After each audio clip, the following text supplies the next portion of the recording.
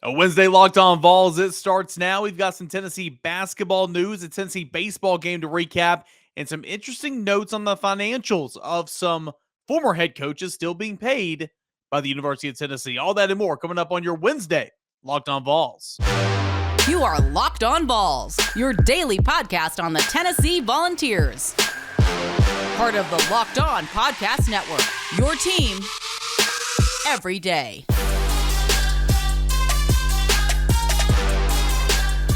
Hey everybody, how you doing? I'm Eric Kane, your host here of Locked On Vols. Welcome down into it here on this Wednesday show. Thanks so much for making Locked On Vols your first listen each and every day. And it's 5 days a week, weekday mornings when you wake up on YouTube and wherever you get your podcast. Appreciate you guys for subscribing and watching on YouTube and listening wherever you get it. You know, Apple Podcasts, Google Podcasts, Odyssey, Spotify, wherever. We're there 5 days a week. And this is the place for your Tennessee Volunteers news each and every day. I'm your host, Eric Kane. I do radio in Knoxville, Tennessee. I write for the rival site covering the University of Tennessee. That is volquest.com. And let's peel back the curtain a little bit, okay, guys? Do you ever just have those days where you just cannot find enough time in the day? It's no secret. I work a couple different jobs, a couple different side hustles. It all revolves around Tennessee football, of course, and so that's why I'm able to get away with it. As I continue to build my brand and kind of get to where I want to be and accomplish the goals that I want to accomplish. And so, days are long. You know, I'm always working 7 days a week, but I enjoy it and it's worth it. Right now, it's worth it. But every now and again, there's a day when literally there's not enough minutes in the day. I kid you not. That's no exaggeration. On let's see, this is Wednesday, so on Tuesday, you guys know I record this late on, or usually not late. It is tonight on Tuesday nights, the night before. I was going from 5 a.m. in the morning, doing the morning radio show, going and covering practice, doing media. I had to go do some recruiting things. Went and covered Tennessee baseball. Now coming back doing the show. Got to write a recruiting story a little bit later. It is super late, and so it is just one of those shows to where I'm going to give you everything I got. I'm going to give you some good info. It's going to be a good show. But I'm not going to lie to you, it's not going to be 35 minutes. So let's just go ahead and get into it here. You guys have been there before. You know how it is, and you might not want it to be 35 minutes every single day. So it just kind of is what it is. First, let's start with Tennessee basketball. Some big news, expected news. Kennedy Chandler has declared for the NBA draft. Again, this was not anything out of the ordinary. We thought this was going to happen. We expected this to happen. We expected this to happen when Tennessee signed him way back when. But he officially declared. He made that announcement on social media, his Instagram page. I'm going to go ahead and read you kind of the note that he penned for Vol Nation. Here it is. Quote, this is for Kennedy Chandler on Instagram Tuesday afternoon. I would like to preface this statement by first giving thanks to God. I am humbled to be in a position where I am so close to a lifelong dream. I'm also compelled to thank my support system, specifically my father. Dad, I truly appreciate the immense sacrifices you made to allow me to get to this point. Thank you, Rosalind, Calvin. Your honesty and criticism has been very, very important for my growth. To Coach Barnes, thank you for coaching me with such high standards and holding me accountable. To my teammates, I will miss you guys, and I cherish the time we spent together. You guys were patient with me and allowed me to lead. To Vol Nation, you are the best fans in college basketball. I can't allow this moment to pass without thanking a couple of other people that I can't pronounce their name. Coach Harrington, Coach Luke, to all my teammates at Briarcrest and Sunrise. Thank you for being amazing teammates. And last but not least, thank you, Miss Fight and Javante. After much prayer and deliberation, I am extremely excited to announce that I will be declaring for the 2022 NBA draft and hiring an agent, Ryan Davis. So he says hiring the agent, Ryan Davis. So he already announces, who his agent is going to be and all that. And so that is big time news for Kennedy Chandler. Again, this was not out of the ordinary. We did not think this was going to blindside us. This was expected. There was some thought maybe he could come back and everything, but why would you? Even if you're not a lottery pick, you're going to get paid millions and millions of dollars to go and play in the G League and develop and figure it out, right? So good on Kennedy Chandler.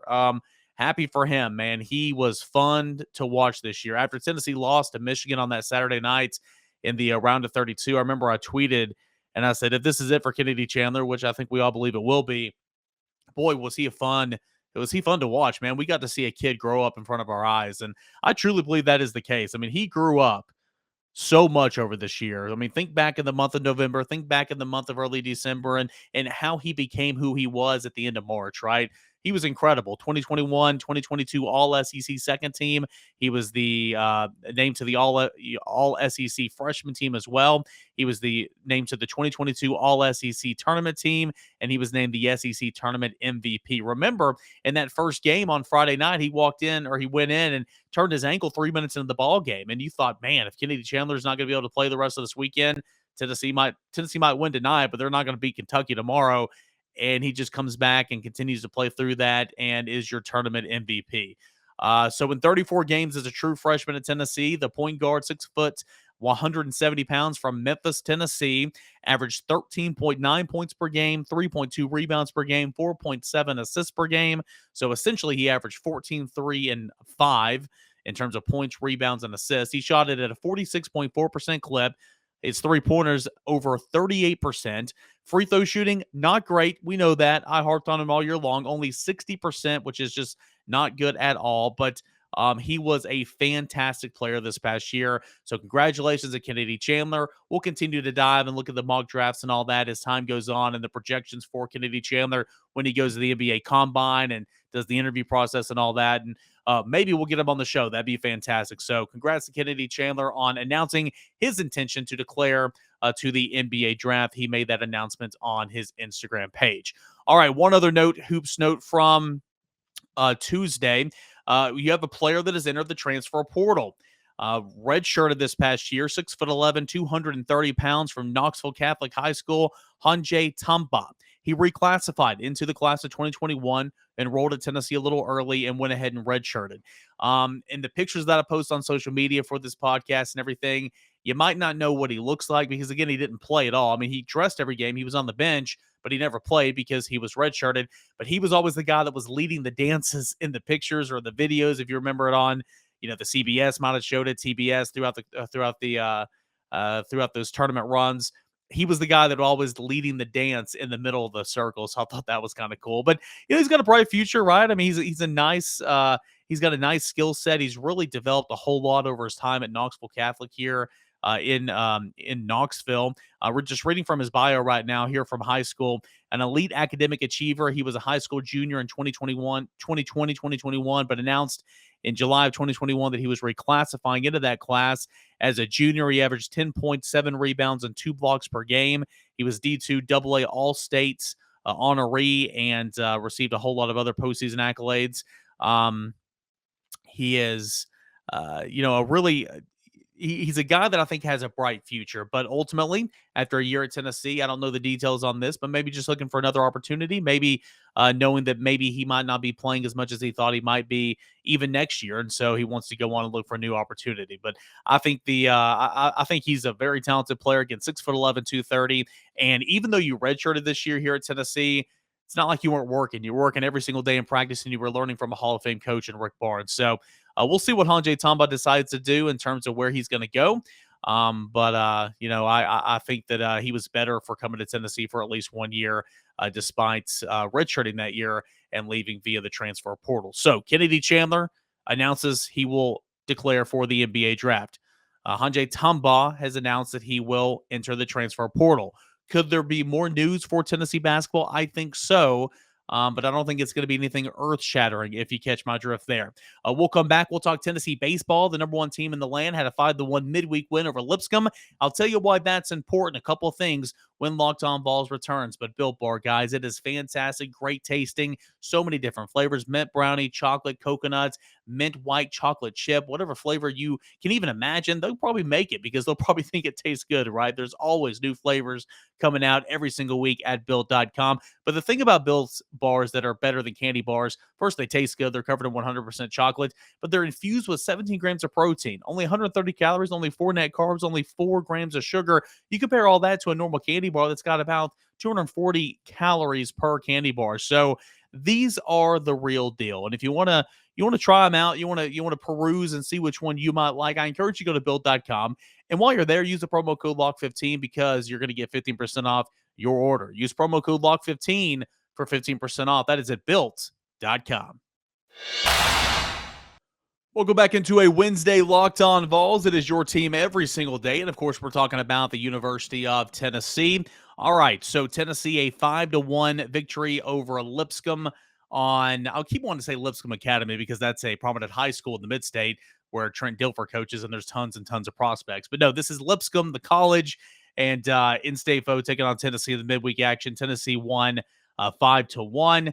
Tennessee scored 5 runs off 8 hits, committed 1 error in the field. Lipscomb scored 1 run off 5 hits, no errors in the field. And, why am I going to waste your time talking about just a little midweek action game? Well, as you guys know, I'm running on E here at the end of the night. And quite frankly, this is some content that is just easy for me because I just covered the game. But also, all you new Tennessee baseball fans, Blade Tidwell. Blade Tidwell pitched 2 innings, got the start, right? Blade Tidwell, the super freshman from last year that had a 10-3 record, a 3.74 ERA, that had 90 strikeouts and about 91 innings of work. Yeah, the guy that has been on the shelf for pretty much the entire season up until last week, or up until a week ago, rather, when he got an inning of work in midweek action against Butler and didn't see any action against Vanderbilt, but they're trying to get him back into the fold, trying to stretch him out, and then ultimately they'll decide what they want to do with him because right now Tennessee's weekend staff is incredible. But it's interesting. It's good because Blade Tidwell, he got the start. He pitched 2 innings, and he looked really, really good. He totaled 33 pitches. He had 23 strikes of those 33 pitches, which were fantastic. He registered 1 out via fly ball, 1 out via ground out. He had 97 on the scoreboard gun a couple of times. 96 is where his fastball was sitting. He tossed 2 scoreless innings, allowed just 1 base runner. That was a leadoff single in the second inning, but he responded in that second inning by striking out the rest of the side. So Blade Tidwell looked really, really good in his outing. Other notes, well, Ben Joyce came on and he pitched really, really well. Xander Seacrest came in the third inning and pitched that inning. He took over for Blade Tidwell. He's your normal weekday starter, or at least has been. He came in, pitched a scoreless inning, and looked really good. Ben Joyce pitched 2 innings. That's important because, again, he's coming off Tommy John surgery. The flamethrower, I should have tracked it. I don't know how many he had over 100 miles per hour tonight, but he had plenty over 100 miles per hour, and he looked really, really good. He pitched 2 innings. He had 3 strikeouts, and it was scoreless those times as well.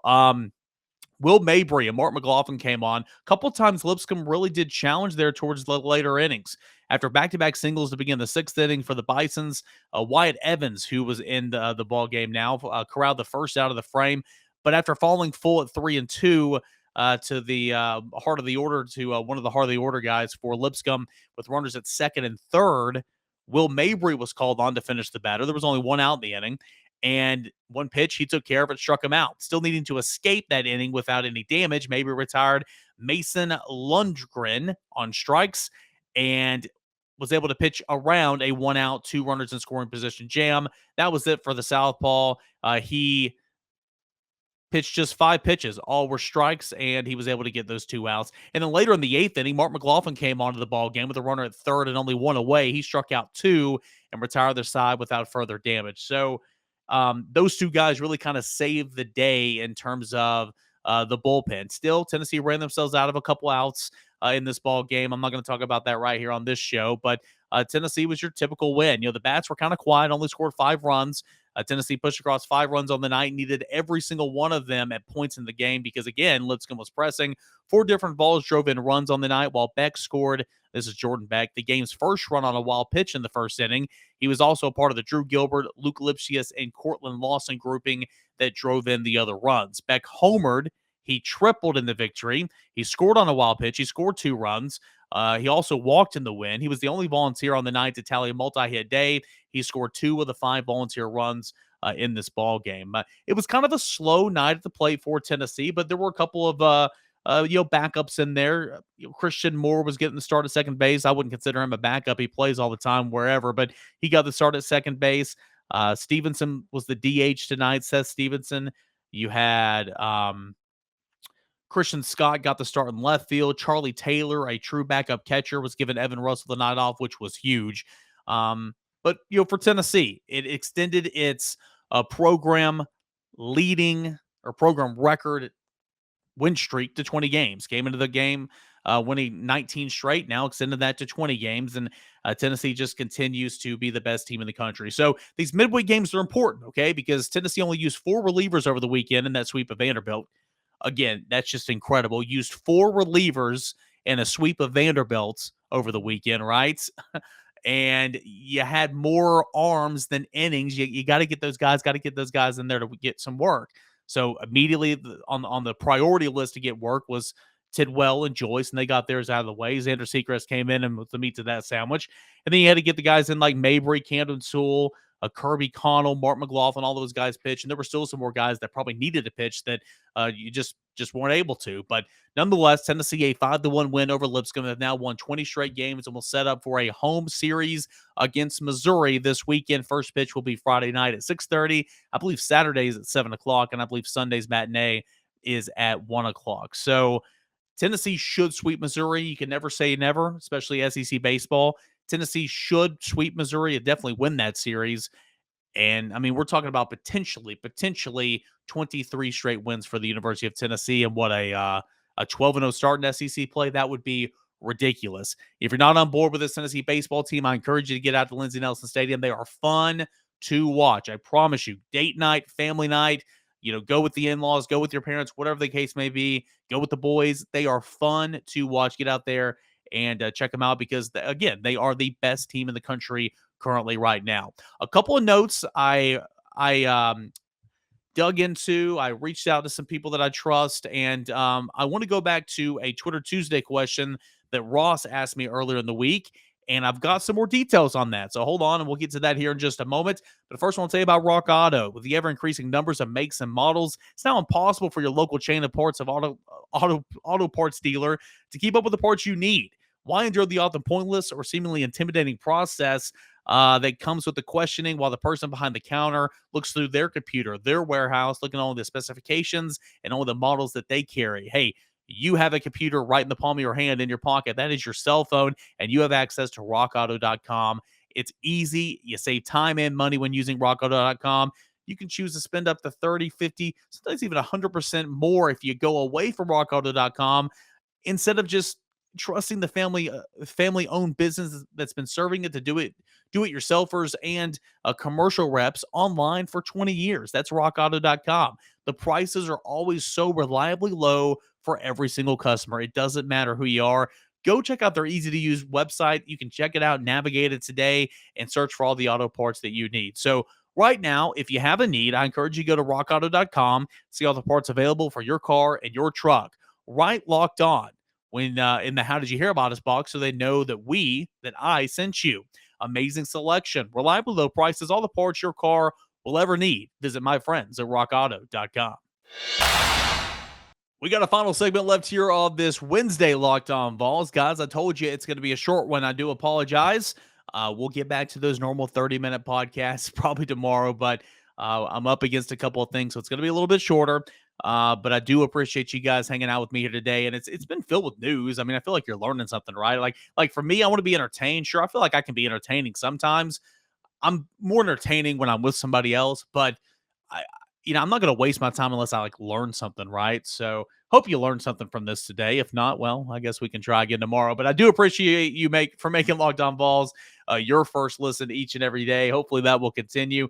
Ross Jackson, he was asking about some of the current financials in terms of where the athletic department is health wise and all that. I couldn't get into all that.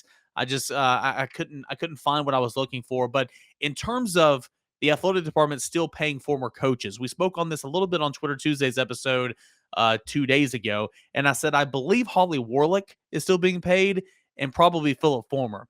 Well, I dove into some of that a little bit, and I asked around, and I got back some of the things I was looking for. We'll start with Philip Fulmer, former athletics director. Philip Fulmer, the former athletics director, say that 10 times fast, of the University of Tennessee. Fulmer received $37,500 per month through December 31st, 2023.